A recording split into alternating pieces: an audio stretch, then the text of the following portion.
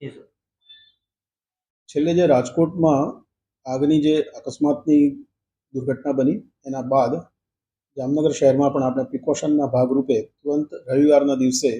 Check કરીને જ્યાં game zone એકમાત્ર હતો એની પાસે પૂરતી એનઓસી પણ હતી અને બીયુ પરમિશન પણ હતું, પરંતુ સરકારશ્રી તરફથી નવી ગાઈડલાઇન્સની જે મળે એની રાહમાં જોઈને અમે એ લોકોને અત્યારે પ્રિકોશનના ભાગરૂપે અટકાવેલા છે. અને એ રીતે કોઈ પણ પ્રકારે કોઈ પણ જગ્યાએ જ્યાં પણ રાઇડ્સ હતી એ આપણે રવિવાર અને સોમવાર દરમિયાનમાં અત્યારે હાલ એમને બંધ કરાવેલ છે. કારણ કે આપણે સૌથી પહેલાં વધુ વિગતવાર તમામે તમામ એસઓપીનો અમલ કરીને દરેકે દરેક બાબત ચકાસવા માંગીએ છીએ. અને આ અઠવાડિયામાં શહેરના હોટેલ્સ, હોસ્પિટલ્સ, શાળાઓ, કોલેજો, ટ્યુશન ક્લાસ, રેસ્ટોરન્ટ્સ, એ ઉપરાંત થિયેટર, મલ્ટીપ્લેક્સ, મોલ્સ વગેરે જ્યાં જ્યાં લોકો મોટી સંખ્યામાં એકઠા સામાન્ય રીતે થતા હોય છે, 50 કરતાં વધારે સંખ્યામાં,